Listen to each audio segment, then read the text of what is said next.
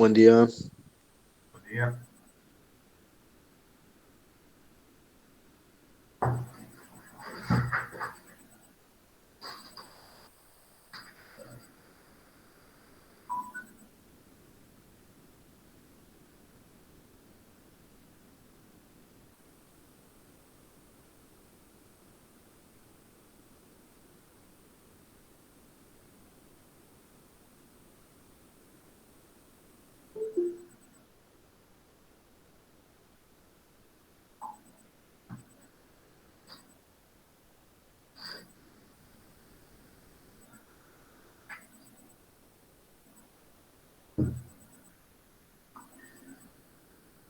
Buen día, profe.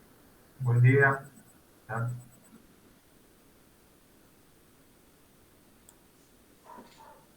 Hola, buen día.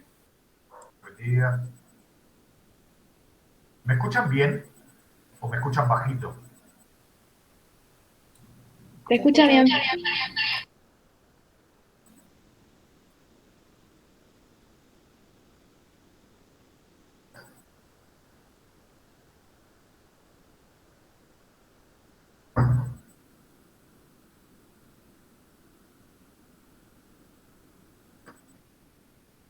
Bueno, creo que esperamos un minuto más y ya comenzamos.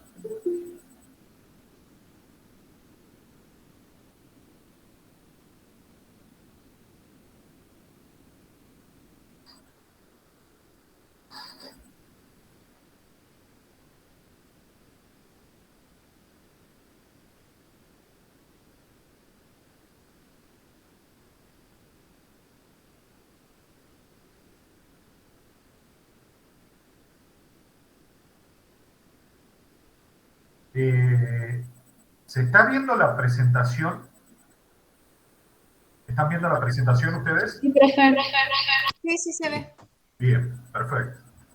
Bueno, hoy tenemos la clase sobre microfósiles. Yo le cambié el nombre de esta clase porque originalmente yo daba foraminíferos y radiolarios acá, pero hoy incluí toda la parte que es de dinoflagelados y diatomeas, una pequeña parte en realidad que es sobre dinoflagelados y diatomeas, porque yo les había dicho en la clase anterior que eso quedaba pendiente, aunque ustedes ya vieron un adelanto en la clase que dio Lucía Araos la semana pasada, ¿sí? Este, bueno, esto es una imagen ilustrativa para que ustedes vean cómo me los imagino yo, no de aspecto físico, sino de actitud. Digamos, cómo me imagino yo que están atendiendo esta serie de clases acá. Y no es broma, ¿no? Me lo imagino así. Así que, bueno, hoy comenzamos con la parte entonces de microfósiles. ¿Sí? Entonces, si hacemos una pequeña introducción, ¿a qué llamaríamos microfósiles? Porque como ustedes se darán cuenta por el nombre, eso estamos limitando algo simplemente por su tamaño, lo cual no implica de ninguna manera necesariamente algún tipo de afiliación taxonómica entre los diferentes organismos que nosotros meteríamos dentro de este grupo. ¿Sí? Los microfósiles se deberían tomar entonces más como una herramienta de la paleontología que se agrupa simplemente porque por sus características intrínsecas se ve necesariamente ligado a algún tipo de método de estudio. Sí, eso que suena medio rebuscado es bastante simple en realidad. O sea, como son todos chiquitos, hay que estudiarlos más o menos, no solamente estudiarlos, sino colectarlos más o menos de la misma manera. La cosa es que los microfósiles son extremadamente útiles en paleontología. Extremadamente útiles en paleontología. Y por más que son muy chiquitos, los microfósiles como tales, o sea, los restos microscópicos de organismos, se conocen desde hace mucho tiempo, o sea, son conocidos para los humanos desde hace mucho tiempo.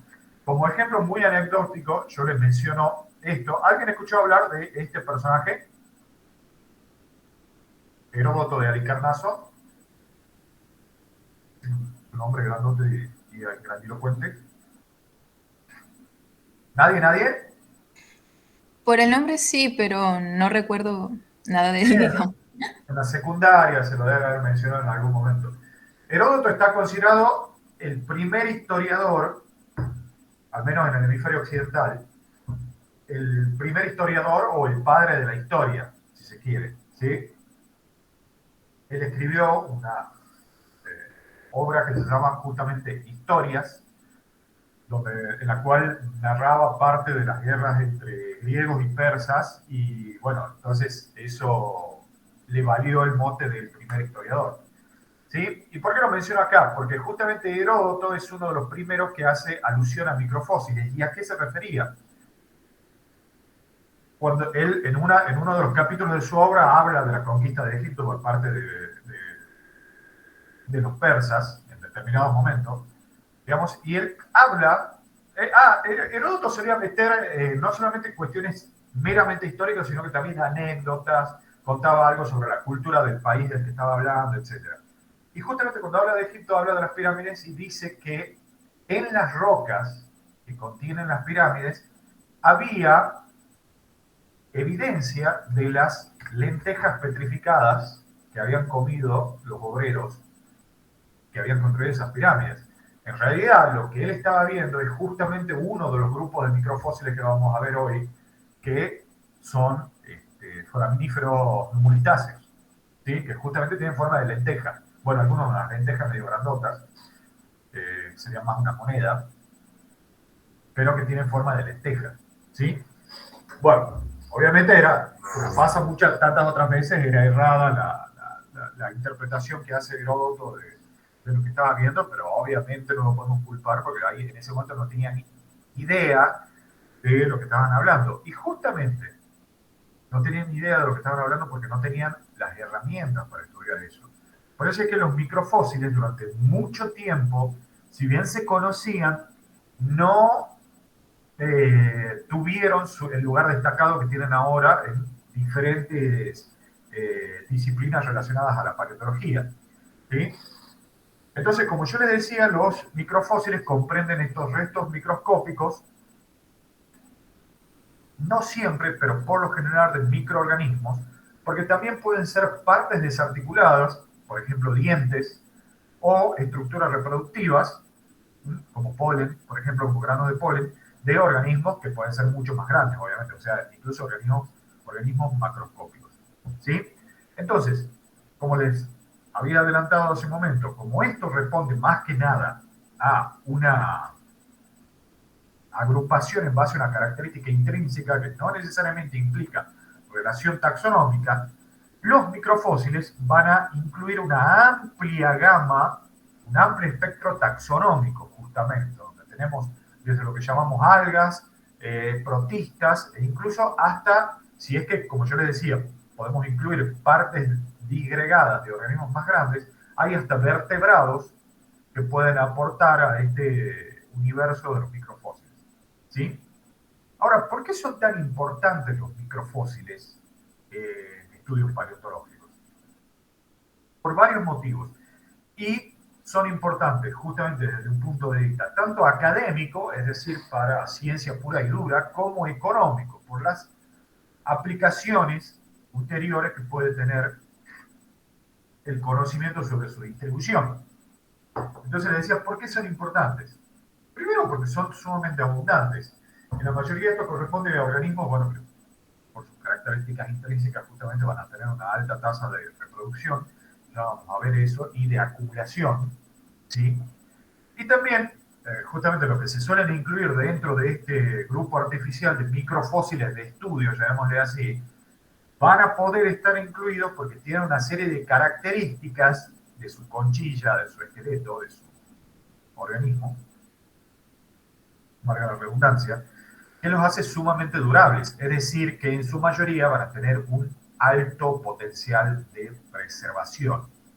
De esta manera, como son abundantes y son durables, pero además porque, digamos, tienen características que se preservan y que hacen muy fácil la identificación de diferencias taxonómicas, eso hace que sean ideales para correlación estratigráfica. ¿Sí? Ideales para correlación estratigráfica. De tal manera que, fíjense, esto que está acá son lo que se denominan testigos. ¿Sí? Testigos producto de la extracción justamente del fondo marino mediante perforación. ¿Sí? Y fíjense cómo se nota la estratificación ahí, donde todo esto es exclusivamente acumulación de conchillas. Y se puede ver perfectamente cómo va cambiando. Obviamente lo que va a ir cambiando ahí van a ser organismos de composición taxonómica, va a ir cambiando la composición de la conchilla y otros atributos que ya vamos a ver cómo se relacionan con determinadas variables ambientales, por ejemplo. ¿Sí? Y bueno, o intrínsecamente, si yo voy a poder identificar fácilmente determinado grupo taxonómico que me va a que va a terminar a la razón siendo característico de determinado estrato. Y por lo tanto, de ahí viene su fuerte importancia estratigráfica. De esta manera, los microfósiles son muy estudiados por compañías petroleras y mineras. Como yo les decía, recién hace relativamente poco es que tenemos las herramientas para estudiar esos microfósiles.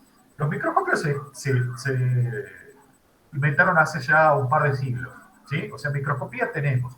Sin embargo, recién más o menos desde la década del 60, a mediados del siglo XX, es que nosotros tenemos proyectos sostenidos, donde se ha puesto mucha plata, proyectos sostenidos donde se aplica la tecnología necesaria para obtener justamente testigos del fondo marino y obtener un registro muy detallado de justamente la distribución temporal y areal de estos microorganismos. ¿Sí? ¿Y qué tendrá que ver con factores económicos? Me dirían ustedes, bueno, justamente por las características de las conchillas de diferentes integrantes de este grupo de microfósiles, nosotros tenemos que muchos de ellos son, por ejemplo, reservorios de hidrocarburos, ¿sí? Reservorios de hidrocarburos, además muchas veces forman calizas, pueden ser importantes para construcción, para otro tipo de aplicaciones, también ya lo vamos a ver eso también. Y además, porque no solamente pueden ser reservorios, sino que por sus características, por la forma en la cual reaccionan a las modificaciones químicas del sedimento, como cambios de color, textura, estructura, etcétera, pueden ser indicadores indirectos del reservorio de hidrocarburos. ¿Sí? De ahí que los microfósiles hayan recibido considerable atención, porque tienen importancia económica, tienen una aplicación económica prácticamente directa y por lo tanto, obviamente, con en relación al uso de los combustibles fósiles han recibido muchísima plata todos los proyectos que se han encargado de los muestreos intensivos de testigos de fondo marino. Además, digamos, al ser en su mayoría microorganismos, acá estamos hablando de entidades biológicas que por lo general tienen apetencias ambientales particulares. ¿Sí? De esta manera es que si yo extrapolo eso, lo que yo pueda ver en la actualidad, registro fósil, o tomar algunas características que me indiquen de alguna manera esas apetencias ambientales, ya le había adelantado esto, los microfósiles, diferentes grupos de microfósiles pueden ser usados como indicadores paleoambientales precisos. ¿Sí? En algunos casos muy precisos. ya vamos a ver un caso muy particular, no solamente aplicable a los foraminíferos, pero particularmente usado en el caso de los foraminíferos. ¿Sí? ¿Alguna duda hasta acá? No, profe. Bien. Vale.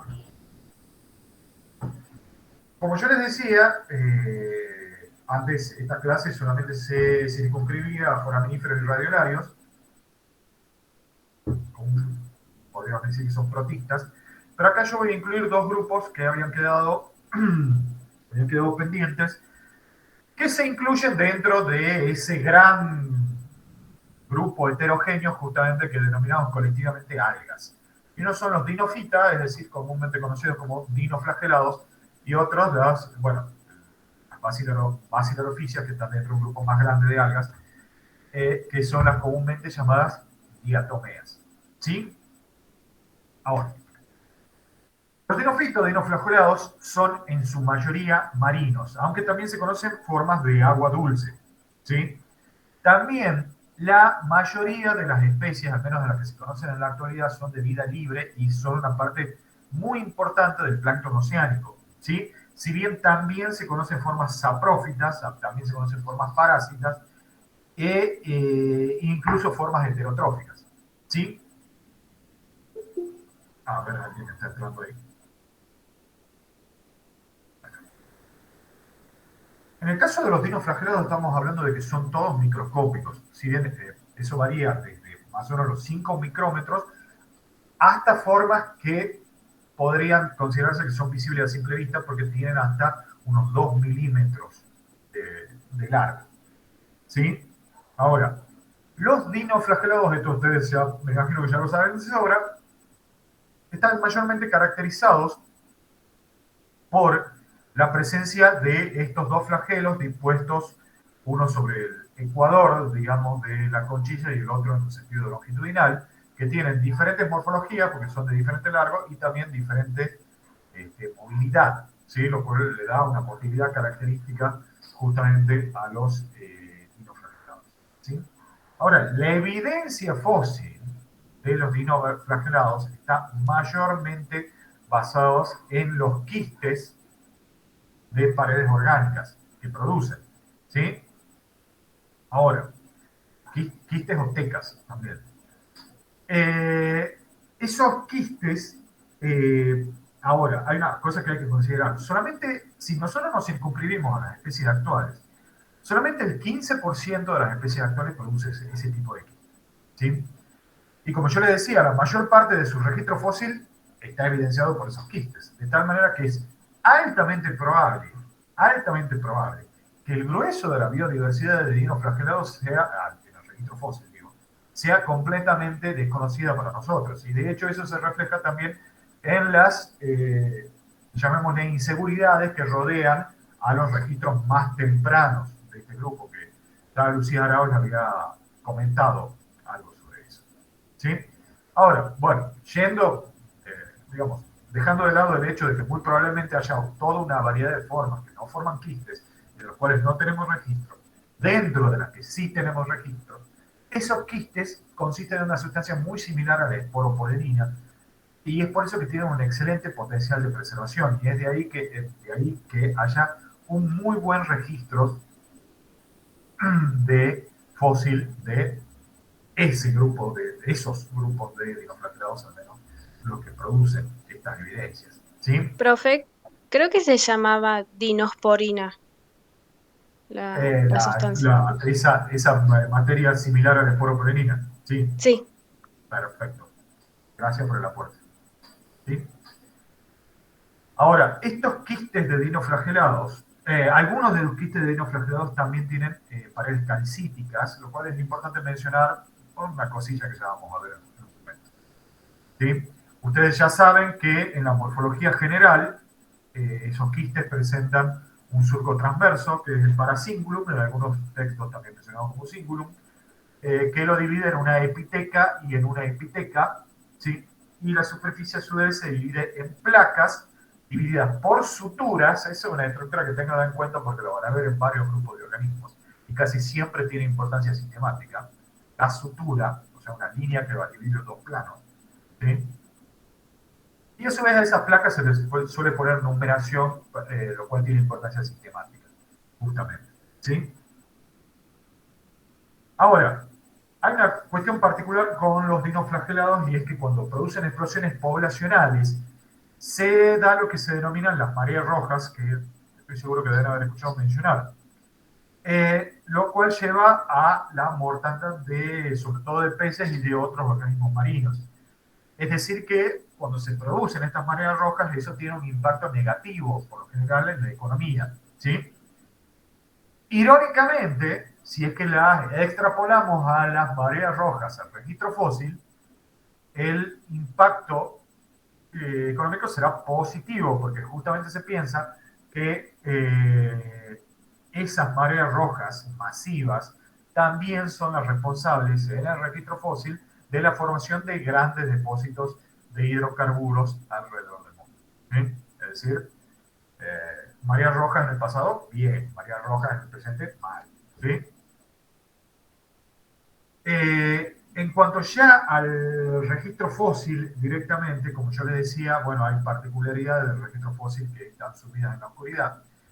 Nosotros tendríamos que uno de los primeros dinoflagelados registrados sería esta especie, Arpilorus antiquus, que es del silúrico tardío de Túnez, que fue descrita hace tiempo, a fines de la década del 70 fue descrita esta especie. Sin embargo, es como que está envuelta en la duda, ¿sí? Los primeros registros indiscutibles de dinoflagelados son del Triásico tardío, fíjense, ¿sí?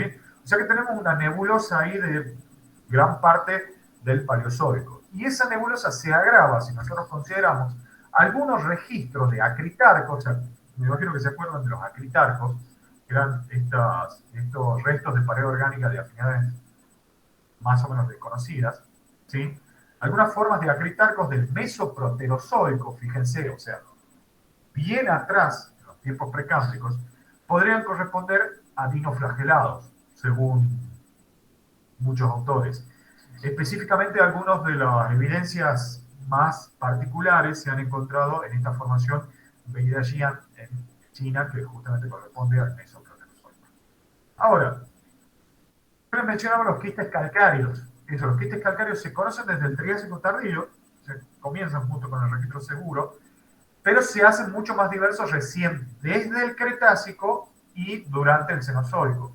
Y la cosa es que, en una medida más o menos moderada, pero esas acumulaciones de quistes calcáreos de dinoflagelados pueden producir rocas, si se acumulan lo suficiente, pueden producir rocas y pueden tener cierta importancia económica. ¿Sí?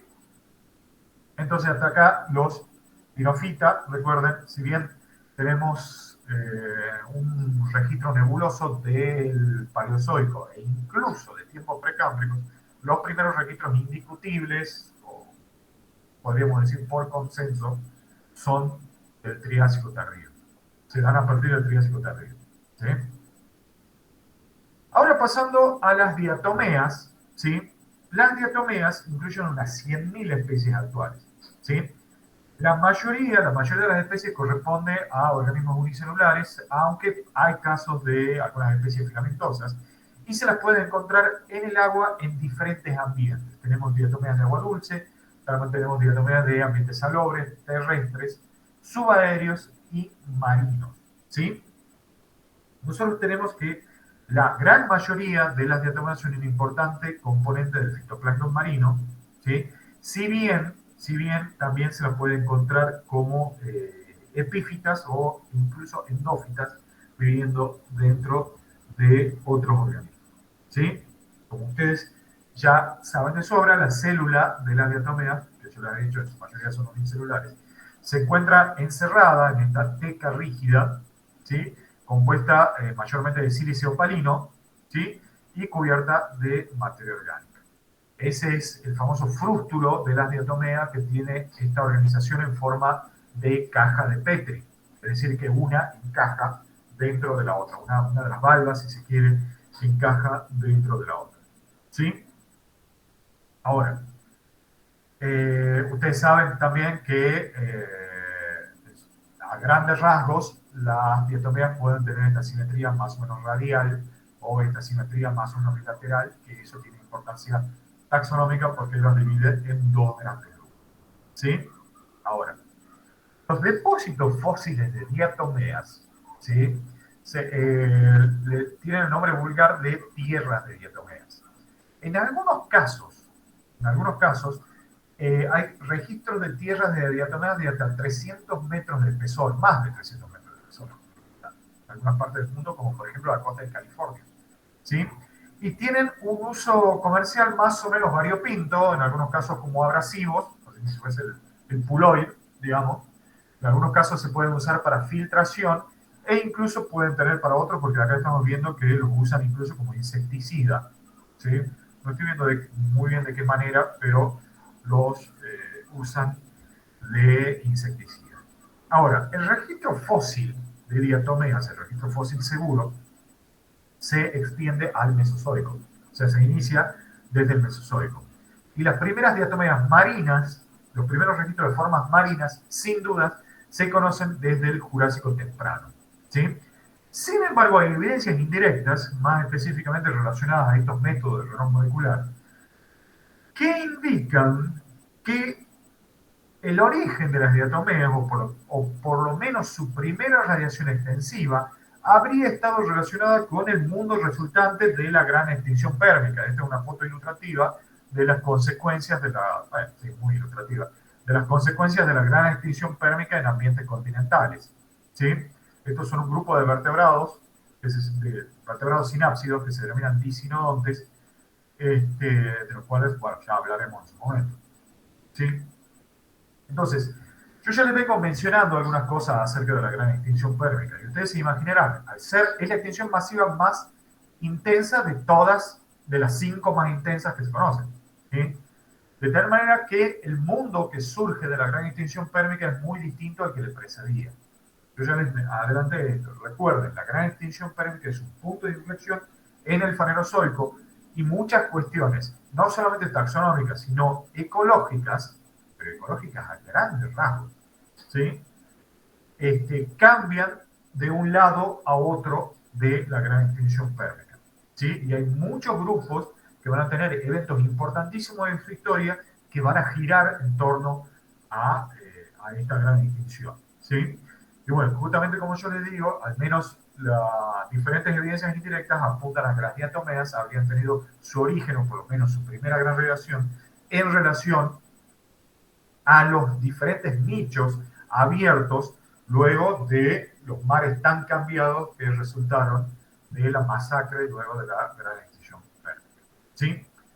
Por su lado, los primeros registros de diatomeas de agua dulce, los más antiguos registros son del Cretácico más tardío, del Maastrichtiano, que es una de las últimas edades, sí, la última edad del Cretácico, ¿sí? Al igual que pasa con los dinoflagelados y con los otros microfósiles que nosotros vamos a ver ahora, por su buen potencial de preservación, por las ornamentaciones que tienen que permiten una fácil identificación taxonómica y por sus características biológicas, las diatomeas son muy usadas en bioestratigrafía, ¿sí? Como marcadores bioestratigráficos y también como indicadores paleoambientales, es decir, que son muy usadas en paleoecología, ¿sí? ¿Vamos hasta acá? Sí, profe. Bien. Así pasamos a los otros grupos que teníamos planeado ver ahora, que son los foraminíferos y los radiolarios, que son estos grupos que, bueno, colectivamente podríamos decir ya que son protistas. Aunque incluso se lo puede ver como algas y cosas así. O sea, hay algunos textos que los incluyen como algas y así. Con los foraminíferos, ustedes saben, los foraminíferos son estos protistas con una conchilla de composición y morfología muy variada, que es una de sus características más importantes. Los foraminíferos quizás sean uno de los grupos de microfósiles más estudiados y de mayor relevancia, ¿sí? Una de las razones para esto es porque son extremadamente diversos y extremadamente abundantes a lo largo de todo el Fanerozoico. Los primeros registros que nosotros tenemos de foraminíferos son del Cámbrico, ¿sí? Es decir, que nosotros tenemos un registro continuo, variado y de muy buena calidad de foraminíferos a lo largo de los últimos 540 millones de años, más o menos. ¿Sí? De esta manera hace que sean excelentes marcadores bioestratigráficos. ¿Sí? Además, hay foraminíferos viviendo en diferentes puntos de la columna de agua y en diferentes ambientes marinos, de tal manera que nosotros tenemos una utilidad enorme de estos microorganismos, como yo le decía, para diferentes disciplinas relacionadas a la paleontología. Esa abundancia y extensión, como yo le decía, lo hace de enorme aplicación para análisis bioestratigráficos y ambientales. Pero también, ¿sí?, tienen otro tipo de aplicaciones más indirectas para la resolución de problemas geológicos. Hay muchas zonaciones, o sea, biozonas y cosas así, que han sido establecidas en base a foraminíferos. Y en algunos casos se han encontrado, podríamos llamarle anomalías en su distribución, que han llevado al establecimiento de algunas hipótesis, en algunos casos un poco controvertidas, en otros casos muy bien sustentadas, acerca de distribuciones continentales, acerca de distribuciones paleoclimáticas en el pasado, etcétera, etcétera, etcétera. ¿Sí? Bueno, todo esto en conjunto, como les vengo diciendo, hace que sean excelentes herramientas los foraminíferos para la paleontología y para la geología, de tal manera que nosotros tenemos un suministro casi interminable de trabajos que usan a los foraminíferos, digamos que se centran en la biología de los foraminíferos, se centran en la paleontología, en la tafonomía de los foraminíferos, y que hacen uso de los mismos de diferentes maneras, ¿sí? Tanto en lo puramente académico como en aquello que tenga una aplicación económica, ¿sí? En cuanto a sus características biológicas, pero que también van a tener su trasfondo taxonómico, la principal característica que tienen los foraminíferos es la posesión de su conchilla, que ya vamos a ver que tiene diferente composición, estructura, etc.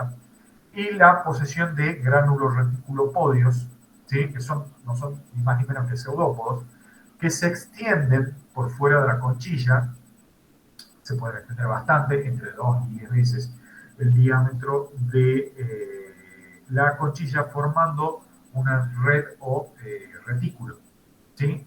Ahora, ¿qué? Se usa para diferentes, o sea, es usada por el organismo para diferentes cosas, para fijación, para captura de presas, así, etcétera, etcétera, etcétera. ¿Sí? Nosotros vamos a tener, de hecho, que el citoplasma del organismo se va a dividir en un endoplasma, que está dentro de las conchillas y sus cámaras, si es que las tuviese, donde se encuentra el núcleo, las diferentes organelas, etcétera, y un ectoplasma, ¿sí?, que se extiende por fuera de esa conchilla, ¿sí? Los pseudópodos, que forman el retículo, por lo general tienen un eje relativamente rígido, pero una cubierta externa más fluida, ¿sí? Ahora, gran parte, tanto del ectoplasma como del retículo, es capaz de retraerse dentro de la conchilla cuando el organismo se enfrenta a algún tipo de perturbación. De esta manera que, bueno, la conchilla obviamente va a tener necesariamente una serie de aberturas, ornamentaciones, etc. ¿Sí? Como yo les decía, además, estos pseudópodos se pueden usar para diferentes cosas y de hecho tienen capacidad de penetrar en el sustrato, ¿sí?, determinada distancia, 2, 3 milímetros. Recuerden que acá en su mayoría estamos hablando de organismos microscópicos, bueno, en su mayoría hay importantes excepciones, ¿sí?, de tal manera que les sirven para enterramiento, digamos, para el hábito infaunal que tienen muchos de estos organismos, ¿sí? Pero también pueden ser usados para fijación, porque hay formas sésiles dentro de los foraminíferos, de tal manera que pueden ser usados para fijación a rocas, a algas, a otros organismos, etcétera, etcétera, etcétera. Los pseudópodos, sin embargo, también se usan para locomoción, captura, ingestión, digestión de alimentos, construcción de la conchilla, etcétera, etcétera, etcétera. ¿Sí? Ahora, la mayoría de los foramíferos, en primer lugar, la mayoría de los foramíferos son marinos, ¿sí? O sea, se consideran, de hecho, organismos esencialmente marinos. Sin embargo, hay evidencias de que hay formas de agua dulce y también incluso evidencias indirectas y estudios moleculares que apuntan a que estarían ampliamente representados en ambientes de agua dulce. ¿Sí?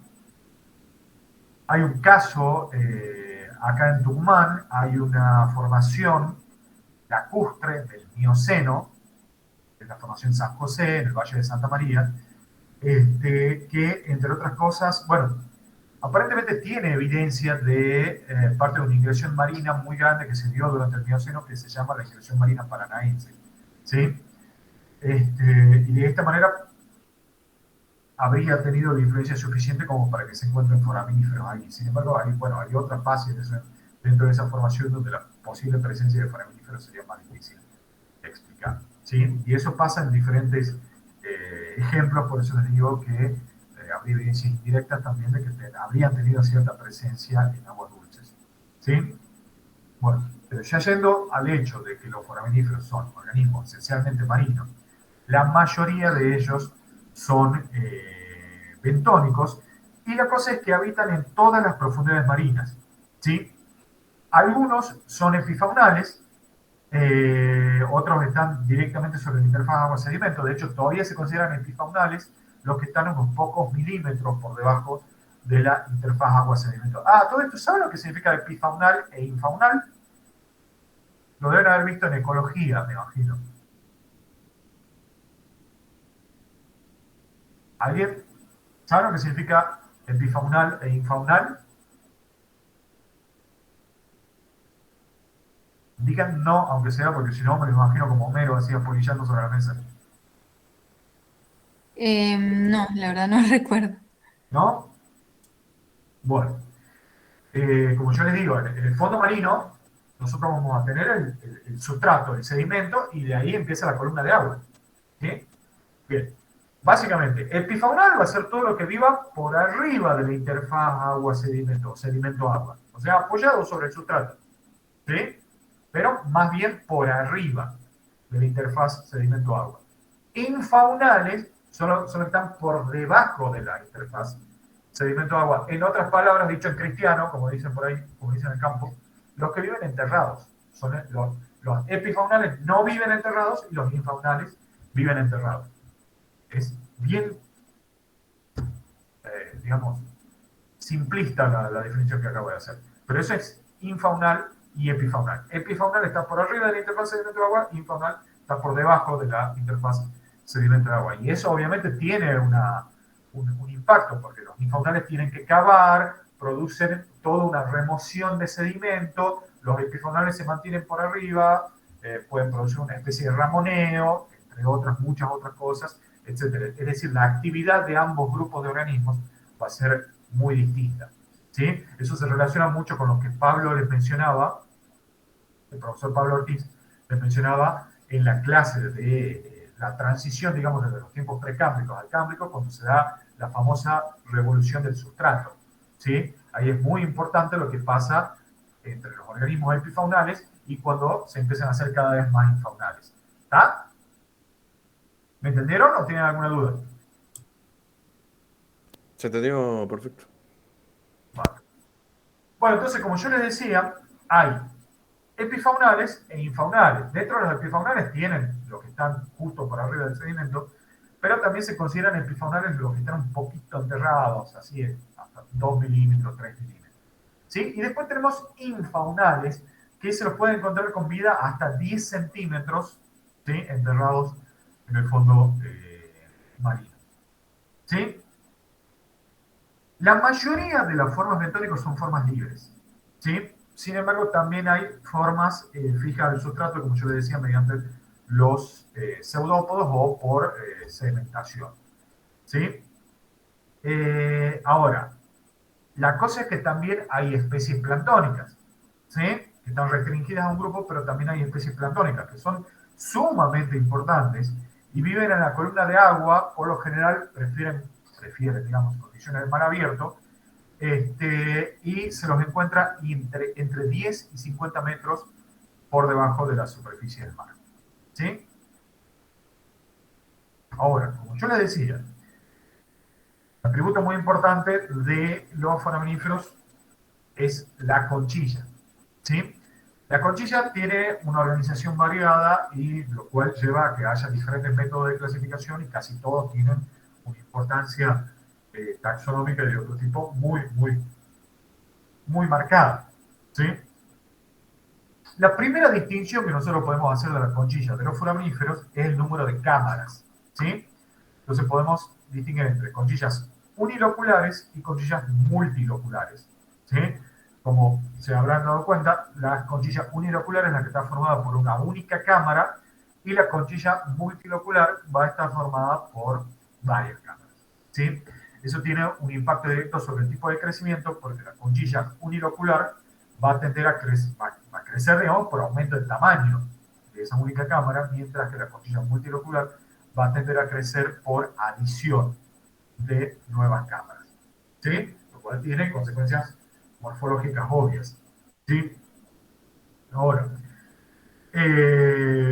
como yo les decía, es muy variada, varios atributos de esas conchillas son muy variados, pueden ser de composición orgánica, estar formada por partículas extrañas, ya vamos a ver eso dentro de un rato,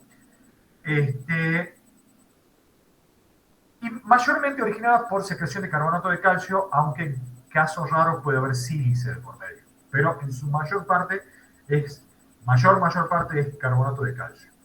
¿Sí?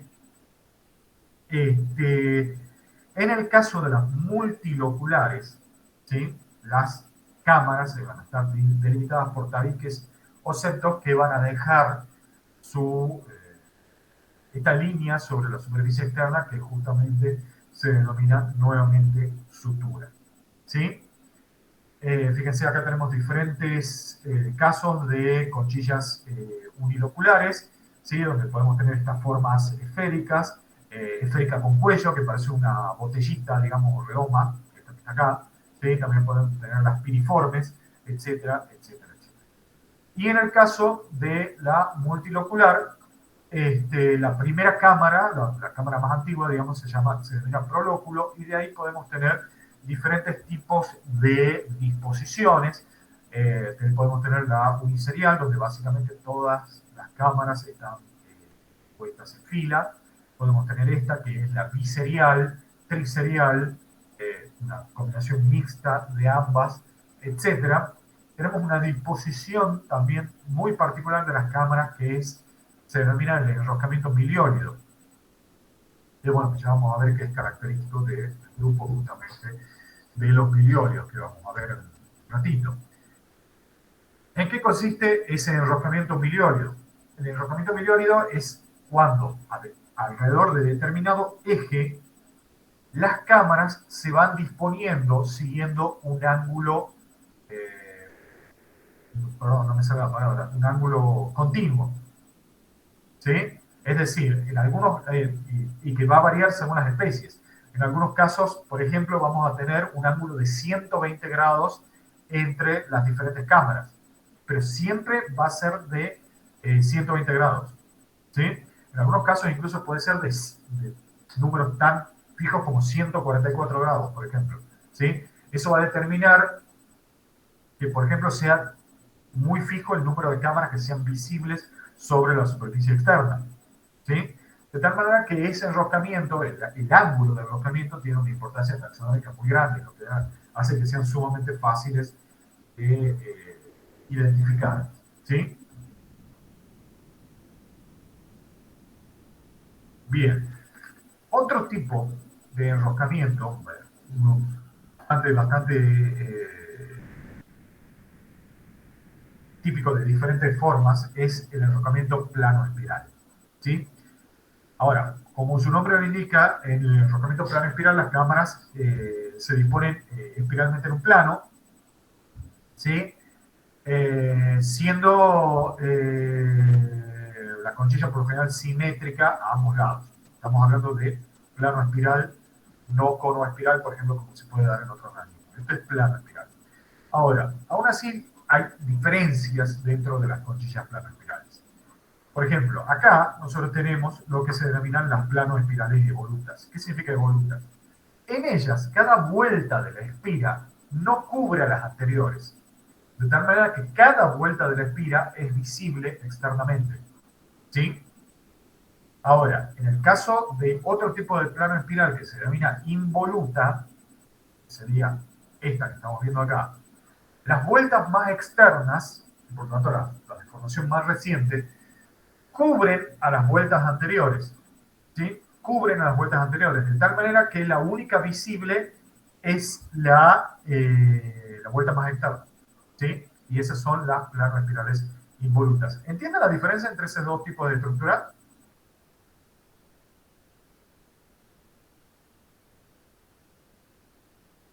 ¿Sí?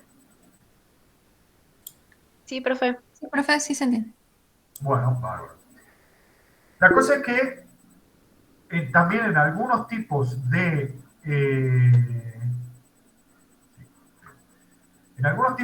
foraminíferos, en algunos grupos de foraminíferos puede haber una disposición planoespiral que podríamos llamar mixta y que se denomina trocoespiral, ¿sí? En la cual una cara es evoluta, ¿sí? Que es la parte más antigua, donde está el prolóculo, que es la primera cámara, y la otra es involuta, o sea que las vueltas más externas y más recientes empiezan a cubrir a la otra, ¿sí? Y al final nosotros podemos tener una abertura, por eso esa parte se denomina umbilical, donde se ve el ombligo, la abertura principal, ¿sí?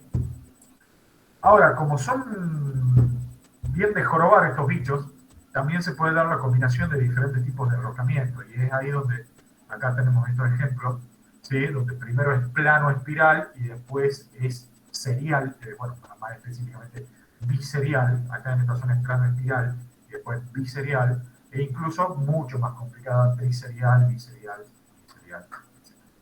¿Sí? Bien. Ahora, otro rasgo, otro atributo muy importante de la conchilla, porque tiene importancia sistemática, es la abertura. ¿Sí? Yo les había mencionado que gran parte de los pseudópodos, gran parte del citoplasma sale fuera de la conchilla y en mayor parte, bueno, dependiendo del tipo de abertura que tenga, eso se va a dar a través de la abertura. Un segundo.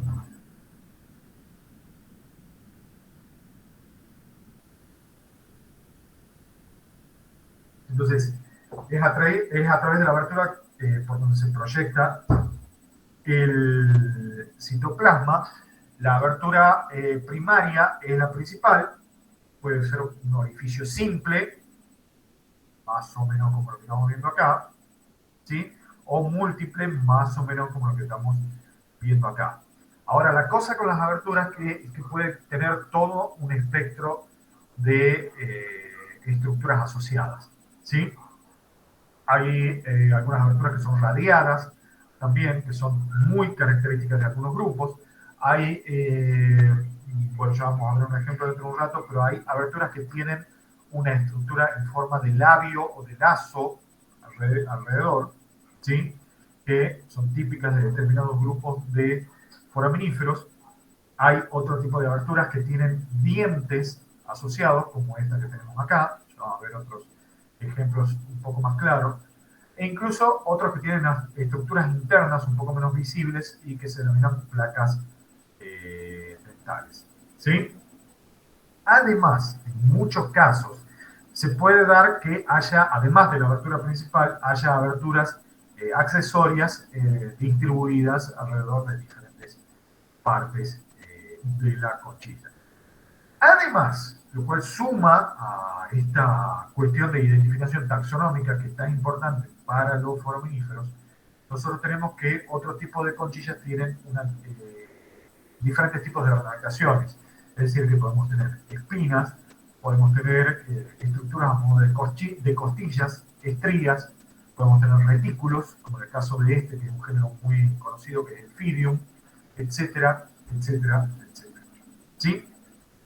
Ahora, eso sí, quizá el atributo más importante para la identificación de los foraminíferos, bueno, uno de los atributos más importantes, sea la naturaleza de la pared, es decir, la composición que va a tener la pared de la conchilla de los foraminíferos. ¿Sí? Tenemos tres tipos básicos: orgánica, aglutinada y mineralizada. ¿Sí? En el caso de la pared orgánica suele ser más típica de formas uniloculadas, ¿sí? En la que tienen una sola cámara, esta que aumenta de tamaño por crecimiento. ¿Sí? Y está formada por unos mucopolisacáridos proteicos. Como está formada por estos mucopolisacáridos únicamente, por lo general, los foraminíferos que tienen pared orgánica no tienen un buen potencial de preservación, ¿sí? De tal manera que su registro fósil es más bien escaso y fragmentado, muy fragmentado a lo largo de todo el Paleozoico. Es decir, que su importancia va a ser un poquito más limitada, lamentablemente. ¿Sí? De ahí vienen las paredes que son aglutinadas. ¿Sí? En el caso de las paredes aglutinadas, como me lo quiero que se darán cuenta, ya en ese caso estamos hablando de partículas extrañas al organismo, que el mismo va aglutinando para formar esa conchilla. ¿Sí? Por lo general, los foraminíferos forman esa conchilla con fragmentos de composición particular, que en algunos casos pueden ser bastante selectivos, ¿sí? Para formar esa conchilla, como por ejemplo pueden seleccionar granos de cuarzo para formar esa conchilla. También pueden formar la conchilla de estructuras un poco más grandes, como espículas de poríferos, fragmentos de conchillas de otros organismos, etcétera, etcétera, etcétera. ¿Sí? Y después viene la más importante, que es la mineralizada. Es decir, que esta será un tipo de conchilla que va a estar formada por minerales depositados por el propio organismo. ¿Sí? Podemos decir por biomineralización, que es un atributo muy importante. ¿Mm? Y como yo les había dicho hace un rato, generalmente, digamos, la gran mayoría de los foraminíferos tienen la pared formada por carbonato de calcio y más raramente por sílice. ¿Sí? Y dentro de las paredes mineralizadas, nosotros vamos a tener tres tipos de pared: la microgranular, la porcelanácea y la vítrea o hialina. ¿Sí? En el caso de la microgranular, la vamos a tener compuesta por estos granos de calcita, mayormente sin cementación. Y van a ser típicas entre otros, de un grupo muy importante de foraminíferos que nosotros ya vamos a ver, que son los fusulídeos. ¿Sí? En el caso de la pared porcelanácea, ya va a estar formada por estos cristales con un contenido alto de magnesio, ¿sí? Cristales de calcita con un contenido alto de magnesio, y que serán más típicas de otros tipos de foraminíferos que son los miliorios. Y finalmente la vítrea o hialina, que está más ampliamente distribuida, incluye grupos muy importantes desde el punto de vista estratigráfico y también paleoecológico, y está formado, en este caso ya por calcita con bajo contenido de magnesio. ¿Sí? Y por ejemplo ahí tenemos ejemplos como los bulimínida o los globigerínida, que ya vamos a ver cuál es la importancia que tienen. ¿Sí? Ahora vamos a ver ejemplos de una serie de grupos, mayormente lo que ustedes hubiesen visto en práctico, porque si, bueno, menos que me corrijan, tengo entendido que no se van a poder ver microfósiles en práctico, ¿verdad? No sé si me están escuchando, Virginia. Es muy probable que no. No te había visto, Carito, perdón. ¿Qué tal? No, no podremos usarlo. No. Bien, así que bueno, yo les voy a adelantar ahora una serie de grupos de los que ustedes van a ver en práctico. Lo que sí, si me disculpan, vamos a hacer un pequeño receso de 5 minutos, ¿sí? Pero 5 minutos, yo me levanto y vuelvo, así que no se vayan, ¿sí?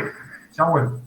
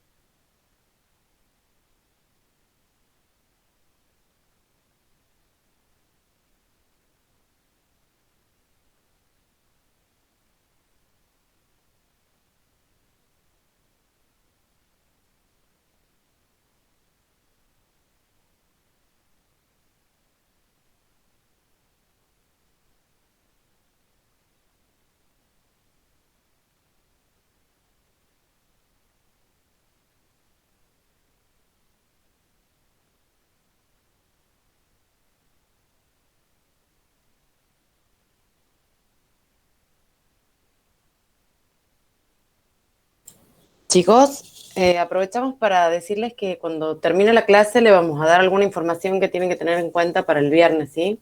Así que no se vayan, por favor.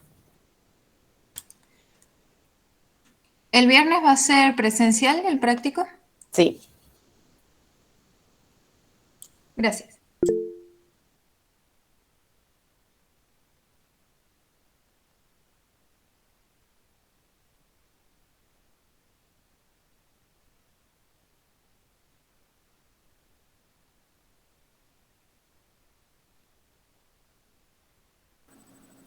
Bueno, ya estoy de vuelta. ¿Alguna duda hasta acá? ¿Algún comentario? ¿Nada? Por ahora no, profe. Bueno. Listo. Bueno, como les decía yo hace un rato, ahora les menciono una serie de ejemplos, no estoy muteado, no, una serie de ejemplos de algunos de los grupos que ustedes hubiesen visto en los prácticos, digamos. ¿Sí? El primero que nosotros vemos es el orden fusulínida. Los fusulínidos tienen una pared calcítica microgranular.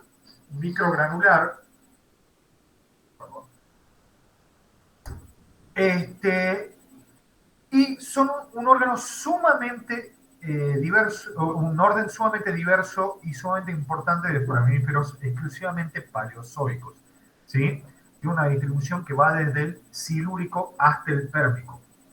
Y como les decía, son uno de los grupos de foraminíferos más grandes y más diversos, ¿sí? La cosa es que tiene una distribución particular en los ambientes oceánicos. Particularmente el grupo más importante dentro de los fusulinídeos, que son los fusulináceos, ¿sí? Son muy abundantes en mares epicontinentales someros de aguas cálidas, ¿sí? Y como yo les digo, se distribuyen desde el silúrico hasta el pérmico.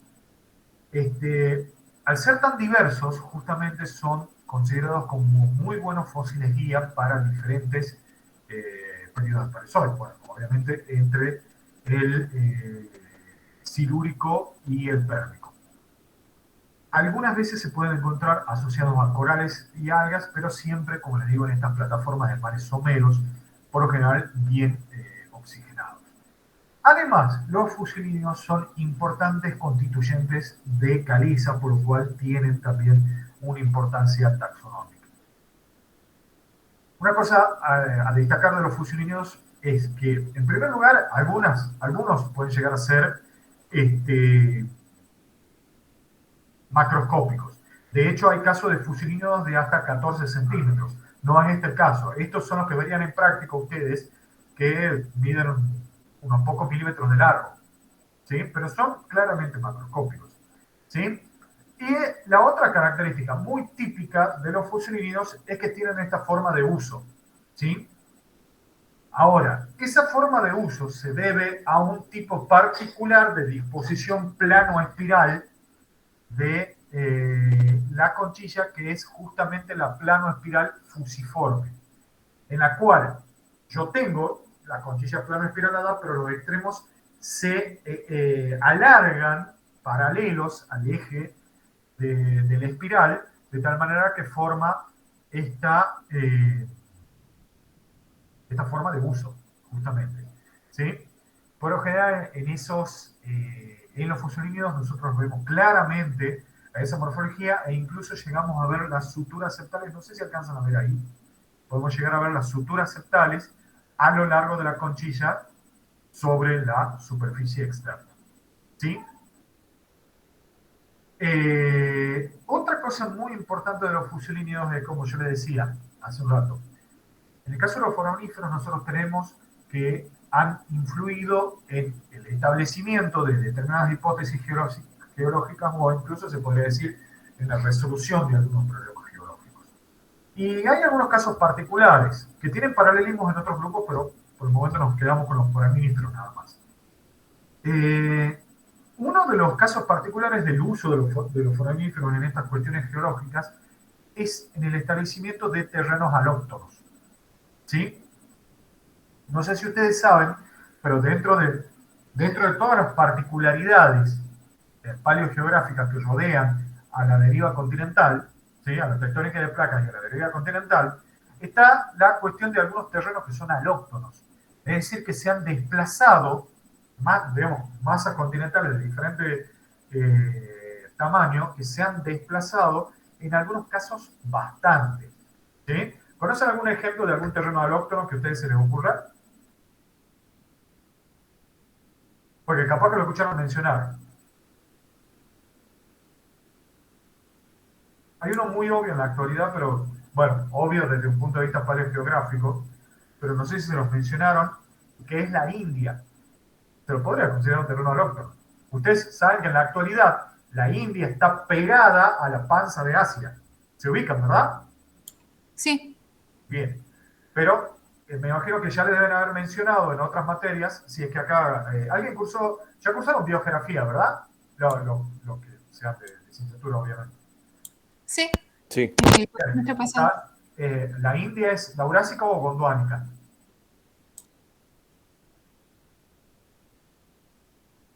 Vamos. ¿La India es laurásica o gondvánica? Gondwana. ¿Hola? Decilo con más seguridad. Es de Gondwana. Ah, bien, es gondvánica. Si no, teléfono para Norberto, inmediatamente. La India es gondvánica, pero actualmente está pegada a continentes neurásicos. Claro, ¿qué es lo que pasó? La India se separó del grueso de Gondwana, se movió hacia arriba e impactó sobre las placas que componen Eurasia. ¿Y cuál fue la consecuencia más obvia de eso? En la actualidad, al menos, La formación de las montañas. del Himalaya. Exactamente, la formación de los Himalayas. Esa arruga es por el choque de la India contra Asia.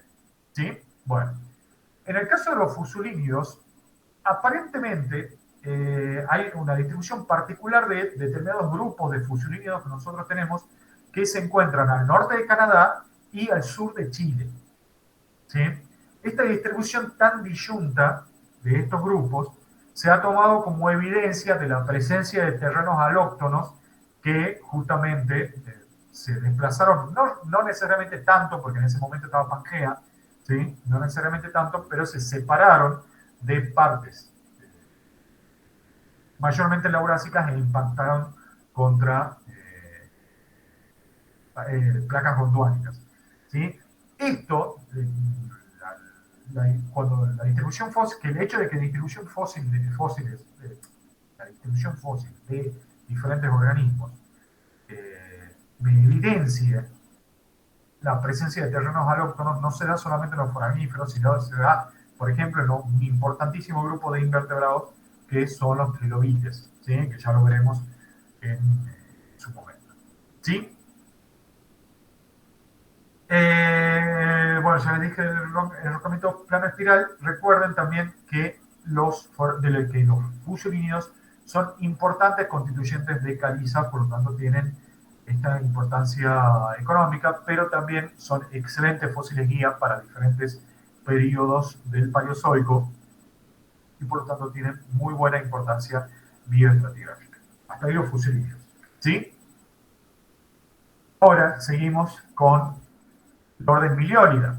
Como yo les había mencionado hace un rato, el orden Miliólida, entre otras características, está caracterizada por este tipo particular de disposición de las cámaras, que es el enroscamiento miliólido con estos ángulos fijos. ¿Sí? Ahora, el orden Miliólida tiene un biocrom bastante más extenso que los anteriores. Estos se registran desde el Carbonífero y llegan hasta la actualidad. En este caso tiene una conchilla calcítica magnesiana, es decir, que es la porcelanácea, ¿sí? Típicamente tiene una única abertura, ¿sí? Con un diente, muchas veces bifurcado, o en la mayor parte de las veces bifurcado, y por lo general no tienen perforaciones secundarias a esa abertura, ¿sí?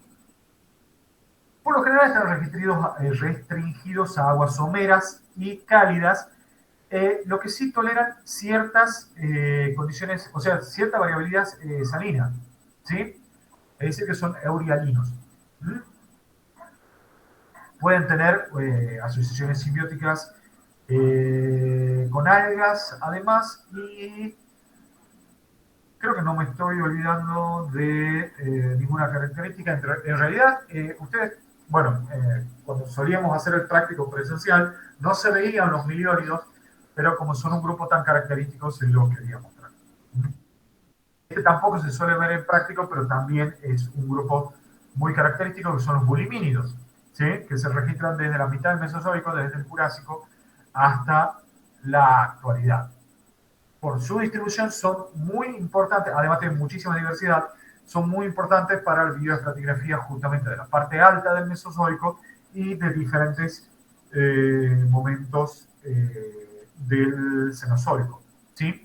Además, otra cosa muy importante es que las asociaciones de bulimínidos son constituyentes muy conspicuos y muy característicos de asociaciones de ambientes marinos con bajo contenido de oxígeno, ¿sí? Lo cual hace que sean muy buenos para caracterizar determinados ambientes en los testigos oceánicos, ¿sí? Y son relativamente fáciles de identificar porque tienen una abertura en forma de lazo, se suele decir, es decir, tiene esta estructura en forma de labio que nosotros tenemos aquí, que le suele llamar abertura bulimínida porque es típica del grupo. Tienen diferentes disposiciones de conchilla, pero fíjense que solemos tener esta disposición biseriada, como en el caso de esta, o triseriada acá, y típicamente solemos tener muchas aberturas accesorias a la abertura principal, ¿sí? Esos son los bulimínidos. Ya dentro del orden Rotálida, un orden bastante importante, tenemos, les menciono estos dos grupos, uno de ellos son los rotáceos, perdón.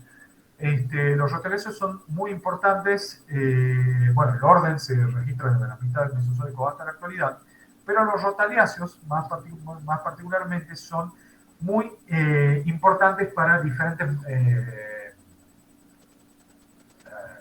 columnas bioestratigráficas del Cenozoico, ¿sí?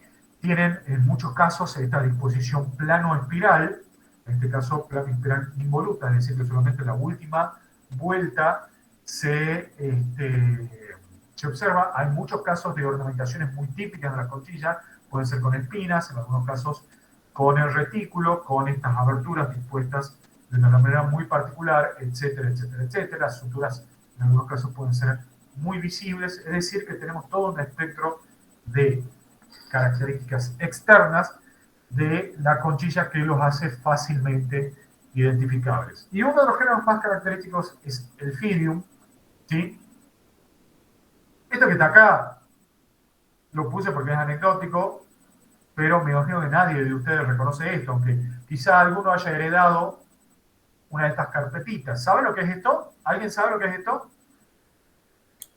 ¿Era una agrupación, puede ser? Me suena por el nombre nomás, pero ni la vi a la carpeta, digo. Claro, Ni- es una agrupación política de la facultad que hace unos años, digamos, incluso que llegó a estar en el centro de estudiantes, o sea, a tener presidente en el centro de estudiantes. Sí, era una agrupación política que se llamaba el Phidium, que cuando yo entré y vi que estaba, cuando yo entré a la facultad, estaba, y cuando yo entré pensaba que era un caracol, pero no, obviamente es un foraminífero, ¿sí? Bien. Y otro grupo de rotálidos muy importantes, muy particulares, son los numulites. Lo podemos llamar numulites de la superfamilia Numulitaceae, que se registra desde el Paleoceno hasta la actualidad, ¿sí? Los numulites tienen un enroscamiento plano espiral o anular, ¿sí? Con un enorme número de cámaras. Una cuestión muy particular de los numulites es que pueden alcanzar gran tamaño, ¿sí? Son los foraminíferos macroscópicos por excelencia. Fíjense en esta muestra que tenemos aquí, ¿sí? Donde hay algunos del tamaño de la lenteja, estos son los que Heródoto confundió con lentejas, ¿sí? Y otros un poquito más grandes como monedas. De hecho, al menos habría testimonios de que se los llegó a usar como monedas en algún momento en la antigüedad clásica, en algún momento en la antigüedad clásica, y de hecho numulites deriva del latín numulus, que casi textualmente significa monedita, es un diminutivo de moneda, casi textualmente significa monedita, ¿sí? Como yo les había mencionado hace un rato, son importantes formadores de calizas, ¿sí? Y tienen importancia económica porque al tener una pared muy porosa, pueden constituir importantísimos reservorios de hidrocarburos, los nummulites, importantísimos reservorios de hidrocarburos. Además, como son estos importantes formadores de calizas, podríamos llamarle una importancia cultural o histórica. Como yo le había mencionado hace un rato, muchas de las rocas calizas, formadas en su mayor parte por nummulites,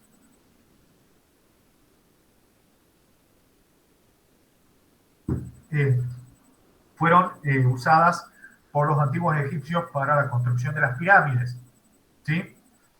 De hecho, muchas especies de nummulites son características de Egipto, digamos. Esa monedita que ven ahí es egipcia, de hecho, ¿sí? Y no solamente las pirámides, sino también para la Gran Esfinge, fueron usadas para la construcción de la Gran Esfinge. ¿Alguien sabe quién es este que está acá? Un personaje famoso.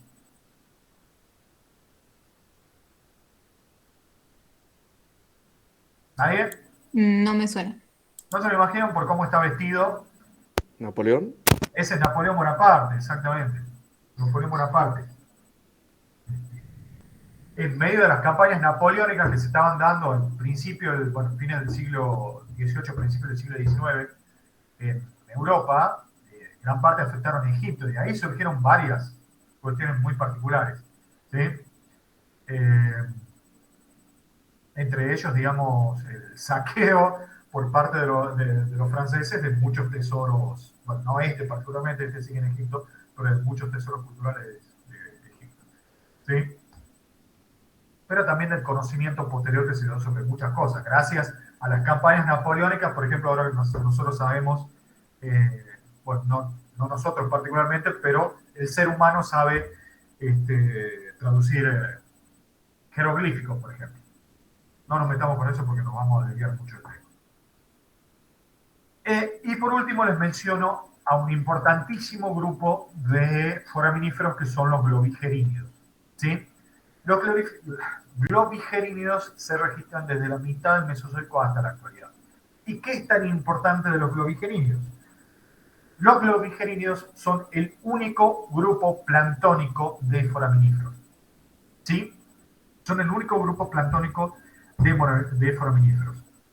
Tiene una conchilla de bajo contenido de magnesio, es decir, que es microgranular, ¿sí?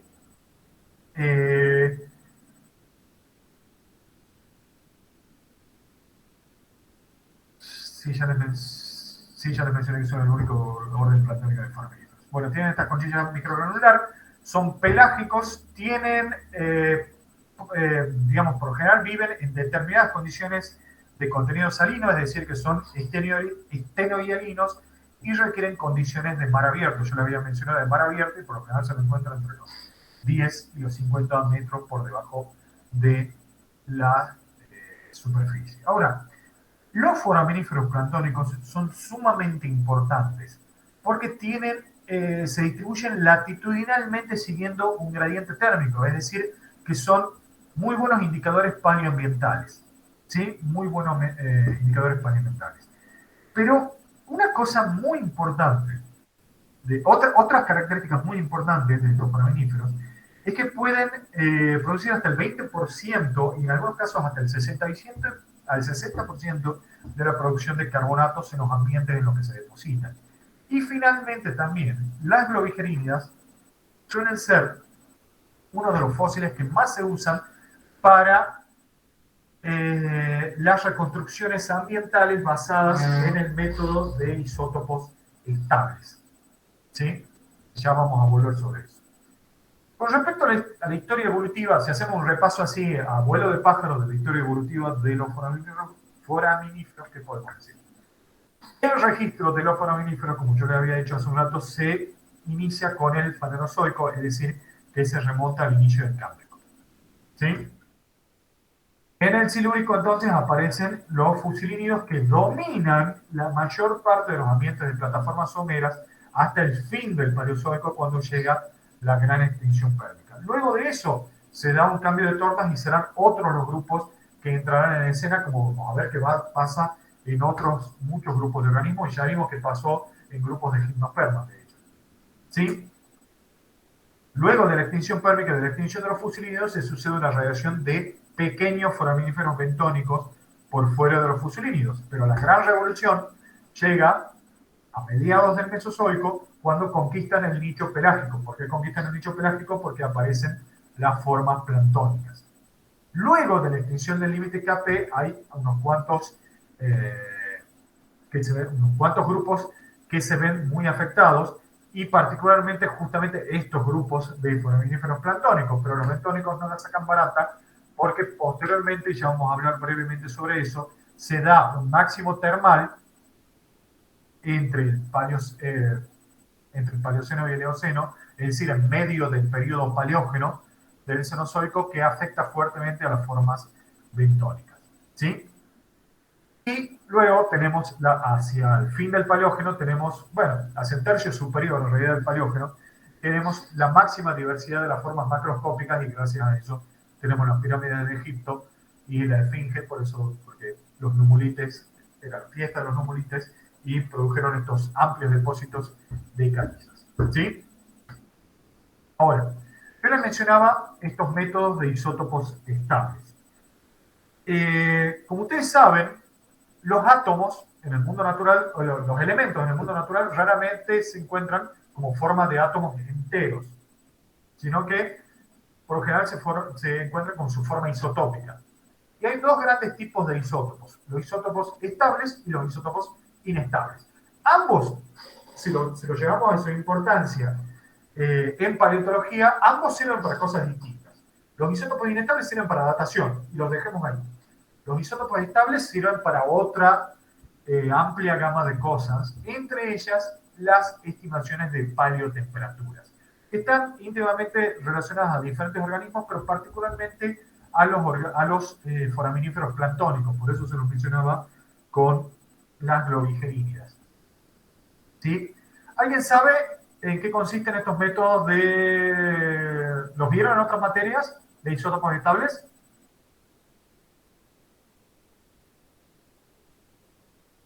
¿No? No, esto no. Bien. Bueno, en las aguas marinas tenemos dos isótopos muy importantes de oxígeno: el oxígeno 18 y el oxígeno 16. ¿Sí? Como pasa con otros elementos, por ejemplo con el carbono, ¿sí? La molécula más liviana, que es el oxígeno 16, tiende a ser más usada por los organismos. ¿Sí? Tiende a ser más usada a la hora de tener que aglutinar carbonato, por ejemplo, y todo lo demás para la formación de conchillas. Tiende a ser más usada la molécula más liviana. Pero la molécula más liviana, si se quiere poner en términos simples, al ser más liviana también se evapora más fácilmente, y de hecho condensa de manera más difícil. Es decir, que la mayor parte del vapor de agua de los océanos va a estar compuesta por oxígeno 16. ¿Vamos hasta ahí? Sí. Bien. Gran parte del método de isótopos estables se centra justamente en la variación de la proporción oxígeno 16 sobre oxígeno 18, es decir, la concentración, al revés, oxígeno 18 sobre oxígeno 16. Es decir, que la concentración relativa de oxígeno 18 es lo que se mide acá, pero como es oxígeno 18 sobre oxígeno 16, va a variar esa concentración relativa en base a la concentración de oxígeno 16. Como yo les digo, la molécula de oxígeno 16 se evapora más fácilmente. La mayor parte del vapor de agua que se evapora de los océanos va a estar producida por oxígeno 16. En épocas donde baja la temperatura, aumenta el volumen de los casquetes glaciares. ¿Por qué? Porque esas nubes precipitan en forma de nieve de agua y quedan atrapadas en los casquetes polares. ¿Sí? Como la mayor parte de esa precipitación tiene oxígeno 16, al quedar entrampada en los casquetes polares, tenemos que se empobrece la proporción de oxígeno 16 en el mar, de tal manera que la proporción de oxígeno 18 sobre 16 aumenta de manera positiva. Y por lo tanto, a proporción más positiva de oxígeno 18, la temperatura será menor. Eso me está indicando una temperatura menor. ¿Entienden? Porque el oxígeno 16 está atrapado en los casquetes polares. Ahora, en los periodos interglaciales donde aumenta la temperatura, hay un aporte masivo de oxígeno 16, porque se derriten los casquetes polares, entonces hay un aporte de oxígeno 16 a la columna de agua, lo cual no solamente hace que disminuya la salinidad, sino que hace disminuir esta proporción oxígeno 18 sobre 16. ¿Sí? Y de tal manera que a valores más negativos de la proporción oxígeno 18 sobre 16, yo tengo mayor temperatura. ¿Sí? ¿Está claro hasta ahí? Sí, sí, sí, se entendió. Perfecto. Bien. Fíjense que esta proporción puede ser muy exacta. ¿Sí? Esta curva que nosotros tenemos acá de paleotemperatura está hecha en base a los métodos de isótopos estables. Incluso, como les digo, es tan exacta que nosotros acá podemos ver diferentes eventos que se dieron a lo largo de los últimos 65 millones de años. En este caso es decir, de la era cenozoica, más o menos. Esto que está acá es un máximo de temperatura que nosotros tenemos hacia el fin del Paleoceno y el principio del Oligoceno. ¿Sí? Que yo les había mencionado hace un rato que afecta fuertemente, por ejemplo, a las formas bentónicas de foraminíferos. Y este bajón de temperatura que tenemos acá se conoce como la glaciación OI1, ¿sí? Y eso ya lo veremos en algún momento, pero esa glaciación tiene profundísimas consecuencias sobre la biota de mamíferos particularmente. ¿Sí? Y bueno, y hay toda una serie de eventos que nosotros podremos ver ahí. Fíjense, como yo les digo, de exacta que puede ser, acá tenemos la misma curva puesta de otra manera, acá tenemos ese máximo térmico y después tenemos una disminución de temperaturas. Fíjense que toda esta curva se basa en esto de los isótopos estables. Y fíjense, esto es el Cenozoico nada más. Nosotros en el Cenozoico tenemos un primer tercio, ¿sí? Donde tenemos un mundo, una tendencia macroclimática caracterizada por temperaturas mucho más elevadas que la media que tenemos en este momento, ¿sí? Mucho más elevadas que la media que tenemos en este momento. Lo cual lleva a una serie de óptimos climáticos o máximos térmicos. Yo la verdad no sé por qué le llaman óptimo, porque la verdad reventarse de calor ahí no me hubiese gustado mucho, al menos a mí. Y después, cuando llega esa glaciación que yo les mencionaba, tenemos un bajón importante de esos picos, de tal manera que más o menos desde los últimos 33 millones de años, nosotros estamos en una etapa macroclimática de Ice House o Cold House, ¿sí? En contrapartida al primer tercio del Cenozoico, que es más bien Hot House. Eso ya venía desde el Mesozoico, ¿sí? Si quieren que nos pongamos un poquito pesimistas, esta es la tendencia, fíjense. Nosotros ahora estamos en este momento, ¿sí? Justo en este momento. Nosotros acá, donde fíjense que se está disparando la tendencia. Ustedes ya se habrán dado cuenta que en los últimos años estamos sintiendo el cambio climático. ¿Se dieron cuenta? Sí. Lo estamos sintiendo en nuestro periodo de vida, justamente. En Tucumán, sobre todo. Sí, sí, particularmente Tucumán. ¿Sí? La tierra de la eterna primavera, cantaba un grupo hace un tiempo. A mí me parece muy irónico ahora ese mote. Pero fíjense cuál es la tendencia, por ejemplo, si nosotros llegamos al año 2300 con la misma tendencia. ¿Sí? Esto tendrá profundísimas consecuencias a nivel global. O sea, estamos hablando de, básicamente, una modificación muy pronunciada de factores como las tierras cultivables, es decir, hambrunas, guerras, etcétera, etcétera, etcétera. ¿Sí? Todo por culpa de los combustibles fósiles. Miren ustedes. En fin, capaz que si se imponen los autos eléctricos, logremos algo, pero por el momento, no. Bien, entonces, este es el método de los isótopos estables. ¿Lo entendieron? ¿Cómo es la cuestión? Sí, sí, sí, se entendió bien. Bien. Como yo les digo, los isótopos estables también sirven para diferentes cosas y les adelanto, por ejemplo, también pueden servir para caracterizar la paleodieta de algunos grupos de mamíferos.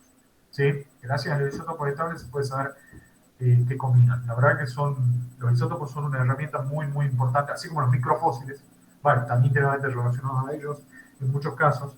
Los isótopos son una herramienta muy buena para la paleontología. Bien.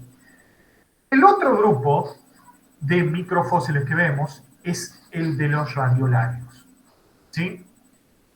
A diferencia de los foraminíferos, los radiolarios son protistas, bueno, son protistas también, pero son exclusivamente marinos y planctónicos. Ahora, a diferencia también de los foraminíferos, que eran mayormente carbonáticos y unos pocos de silicio nada más, estos son silíceos, ¿sí? Son mayormente silíceos. La mayoría son solitarios, aunque también se han registrado unas pocas formas coloniales. E incluso hay formas sin esqueleto. ¿Sí? El esqueleto, justamente el esqueleto silicio de los radiolarios es una de sus características más importantes. Nosotros acá les mostramos dos grandes grupos. Nuevamente, estos son los que ustedes iban a ver en práctico, los nacelarios y los espumelarios. El esqueleto, por lo general, tiende a tener esta cápsula interna, ¿sí? Y una cápsula externa más grande con una serie de ornamentaciones. En el caso de los espumelarios, solemos tener esta simetría radial y en algunos casos esférica. O sea, mayormente esférica y en algunos casos radial. Pueden tener forma biconvexa, bicóncava, etc. Pero como yo les digo, tenemos esta parte interna del esqueleto y la parte externa que tiende a ser muy, muy compleja. Y en el caso de los nacelarios, tendemos a tener esta parte, digamos, también tenemos una simetría radial, pero por lo general tenemos esta forma de campana, ¿sí? Que veíamos acá, esta forma de campana que tenemos acá, ¿sí? Y también por la disposición de ese esqueleto tenemos una división como en segmentos, como si fuesen tagmas de los artrópodos, porque tenemos una parte que le llaman cefalón, cefálica, una parte torácica, que es la del medio, y una parte abdominal, e incluso podemos tener partes abdominales. Obviamente eso no es un cefalón real, sino que acá estamos hablando de una terminología que hace que es análoga, sigue una analogía con respecto a lo que se observa en otros grupos de organismos. ¿Sí? Ahora, los radiolarios, justamente acá estamos viendo un nacelario, donde se ve esta la parte del cefalón, esta la parte torácica, la abdominal y bueno, la parte posabdominal. ¿Sí? Como se dan cuenta, el esqueleto de los radiolarios está muy bien desarrollado en algunas cosas, en algunos ejemplos, son ejemplos espectaculares de todo esto y bastante, bastante lindos, ¿sí? De estos esqueletos silíceos.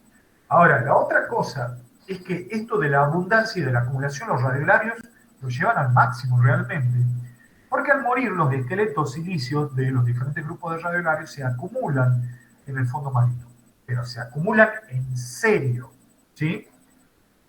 Además, los radiolarios son muy sensibles a las perturbaciones ambientales o a las fluctuaciones ambientales, de tal manera que si nosotros seguimos esa acumulación continua de esqueletos de radiolarios, nosotros podemos identificar, por un lado, lo que sería un patrón areal, un patrón transversal, o sea, patrones geográficos de distribución, muy, muy importantes. Es decir, podemos establecer zonaciones geográficas,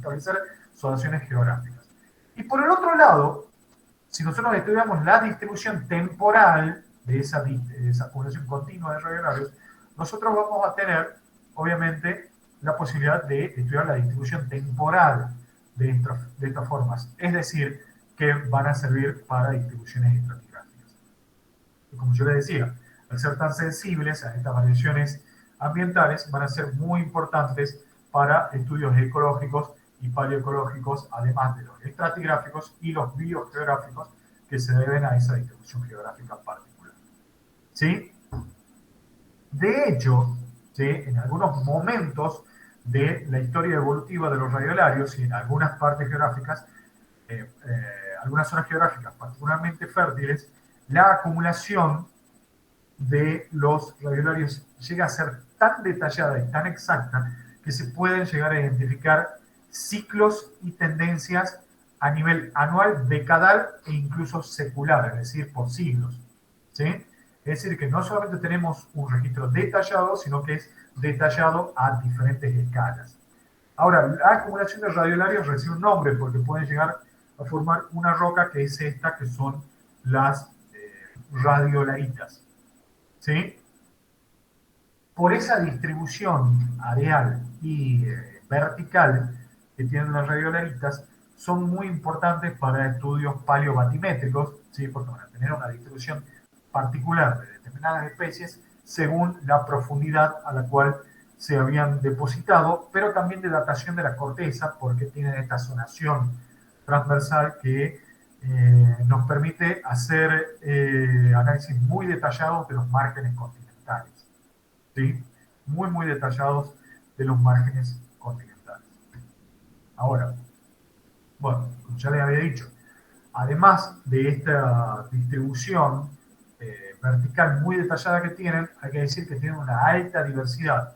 Son muy abundantes y son frecuentes, por lo tanto, son muy, muy importantes en estratigrafía. Fíjense, yo les recomiendo este libro, sumamente divertido, Estratigrafía del Plancton, ¿sí? Donde van a tener capítulos y capítulos de la distribución e importancia de los radiolarios, como, bueno, sí, no sé si alguno de estos es específico de radiolarios, no importa, en estudios estratigráficos, ¿sí? Así que excelente lectura para antes de dormir este libro. En cuanto a su historia evolutiva, bueno, los radiolarios aparecen en el registro del Cámbrico temprano, entonces esto también estará ligado a su importancia, porque su registro estará a lo largo de todo el Fanerozoico. Ya durante el Paleozoico aparecen todos los órdenes conocidos, es decir, que desde el principio tenemos una representación taxonómica variada.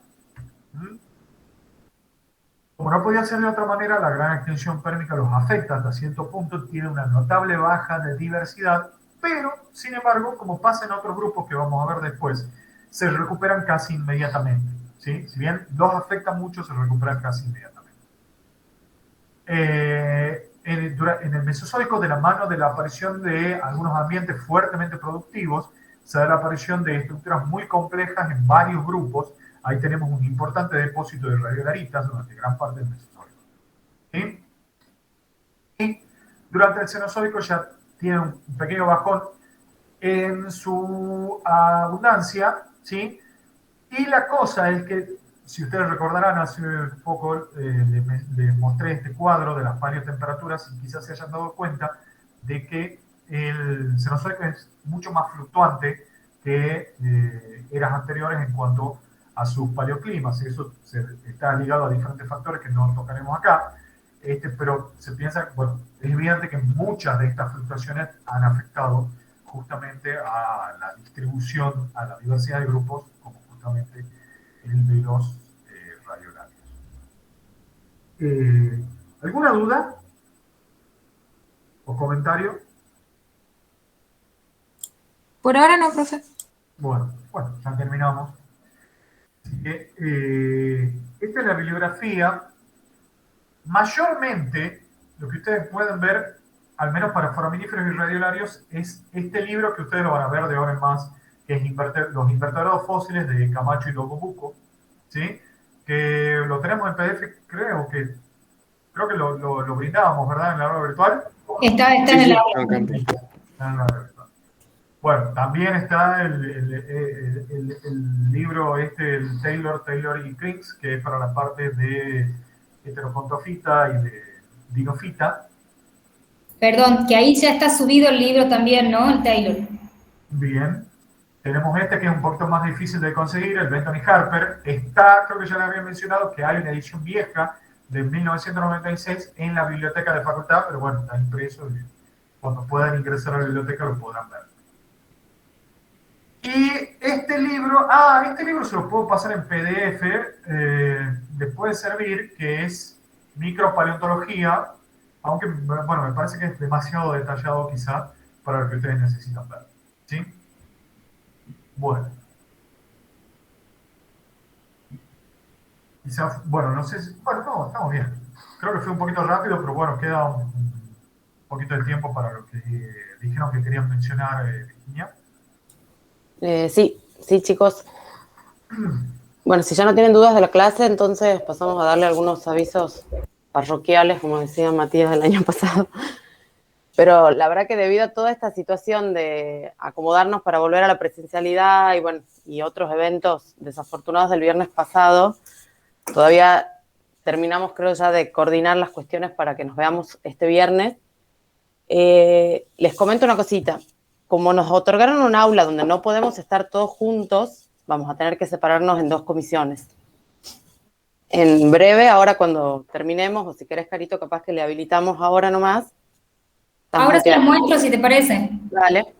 Vos seguís hablando, yo lo habilito y les muestro. Dale. A través del aula van a poder anotarse en estas 2 comisiones, ¿sí? Es mitad del curso en cada grupo. Van a tener que elegir entre 2 horarios. Un grupo entra de 5 a 6 y el otro grupo entra de 6:30 a 7:30. Dentro de, bueno, ahí del aula van a poder seleccionar lo que a ustedes les quede más cómodo, no importa, creo que son entre 12 un grupo y 11 personas el otro grupo, o 12 y 12, no sé, depende cuántos seamos finalmente. Nosotros en el aula vamos a tener ahí los materiales, se les va a dar la introducción del teórico práctico y van a poder ver los materiales, ahí le vamos a explicar toda la cuestión de protocolo y cómo nos tenemos que manejar dentro del aula. No sé si ya están viendo todos ahí la pantalla. Ahí tienen especificado horarios y dentro de las comisiones que se van a poder anotar cada uno. Yo le pido que por favor les avisen a sus compañeros, no sé si están en contacto por algún grupo de WhatsApp o algo, para que estén todos anotados antes de la clase del viernes, ¿sí? Después, ¿qué otra cosa era? Mañana van a tener ya las notas de la actividad de la línea del tiempo, ya se las subimos mañana también a través del aula.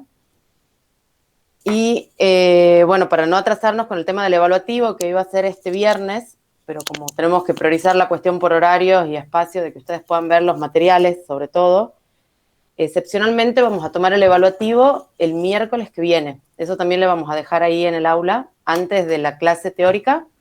Se les va a habilitar un evaluativo vía aula virtual. 9:30. Ya le dejamos todo bien especificado, igual se lo vamos a repetir el viernes para que sepan y cualquier cosa les explicamos cómo van a llegar al evaluativo a través del aula, pero tengan en cuenta que el miércoles que viene va a ser el primer evaluativo, ¿sí? Sí, decime, Araceli. Profe, ¿el evaluativo incluiría solo paleobotánica? No, los 3 primeros prácticos, el 1, el 2 y el 3 sería. La paleobotánica 1 y 2, las 2 clases, más lo primero que vimos virtualmente. Ah, bien.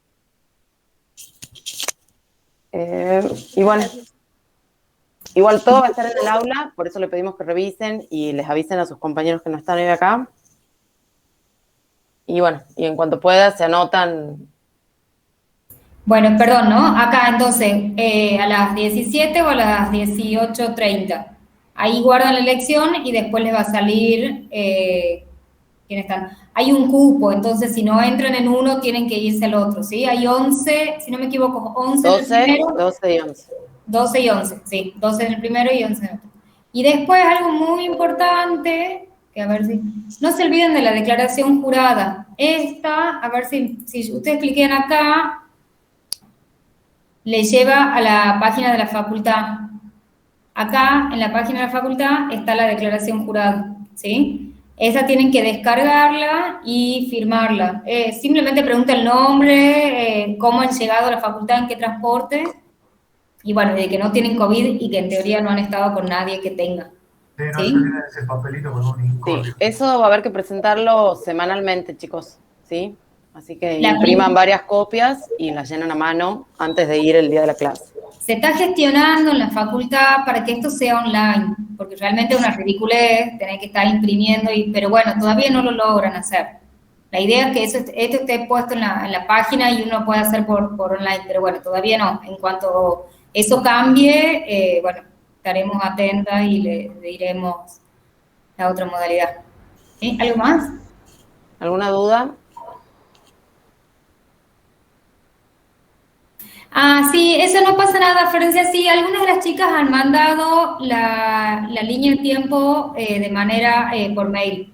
Si el aula virtual no funciona, está bien, por supuesto, mándanla por mail, pero no es para, no la tienen que enviar por mail, ¿me entienden? Siempre por el aula virtual, en caso que no funcione, por supuesto los mails. Pero la tienen que enviar como ahí en ese momento, ¿sí? No la pueden enviar 4 días después por mail.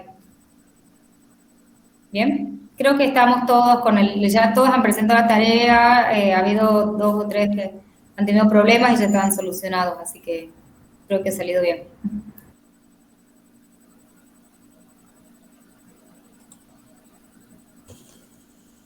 Bueno, por nuestra parte creo que nada más. Ya, si todo fluye, el viernes nos podremos ver.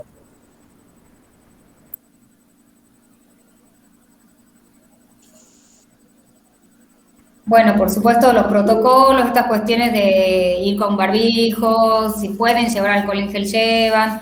En la facultad creo que los dispensers tienen alcohol. Sí, en la puerta de cada aula van a tener, se pueden usar los baños y tienen que entrar a la clase y salir de la facultad automáticamente cuando termina la clase. No pueden quedarse dentro del edificio. Si ustedes quieren llevar guantes, lleven guantes. Eso ya queda a disposición de cada una. Sería lo mejor que sea. Sí, tratemos de realmente intentar respetar los protocolos, no amontonarnos en los fósiles. Bueno, ya vamos a poner, ya les vamos a ya explicar. le estamos organizando. En realidad, supuestamente, la mayor transmisión es por el aire. ¿Entendés? O sea, lo de los guantes. ¿Cómo? No te entiendo, no he entendido nada, ¿qué? Perdón, sí. Si el guardapolvo no es obligatorio llevarlo como era en presencia en las prácticas. No, eso no nos dijeron nada. Bueno, Entonces, en resumen...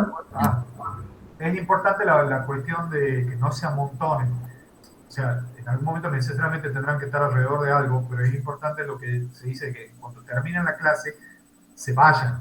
No se pueden quedar ahí alrededor conversando ni nada. Disculpa, Soledad, vos estabas por hablar. No, ningún problema. Era para preguntar, sería declaración jurada, bueno, barbijo obviamente y alcohol. Y ya estamos. Sí. Y un montón de ganas de aprender sobre paleobotánica. Sí. Igual, mañana hay clase, ¿verdad? Sí. Sí. Claro, no porque alguien pone el chat hasta el viernes, pero mañana. No, nosotras en práctico, por eso. O sea, Claro. Dale. Mañana vemos poríferos y nidarios.